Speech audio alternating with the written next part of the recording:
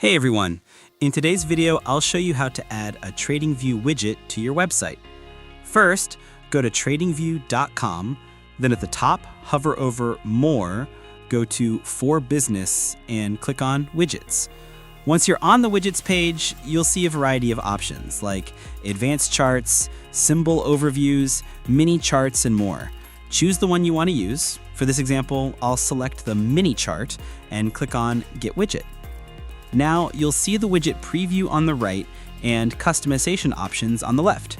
You can change the symbol, for example, set it to Bitcoin, adjust the interval, language, color theme, and more. When you're happy with how it looks, click on Apply, and then scroll down to copy the HTML embed code. Just click Copy Code, then go to your website editor and paste it inside an HTML block or embed section. Once you save your changes, the TradingView widget will appear live on your website. That's it. I hope this video helped you out. If it did, please subscribe to the channel and I'll see you in the next one.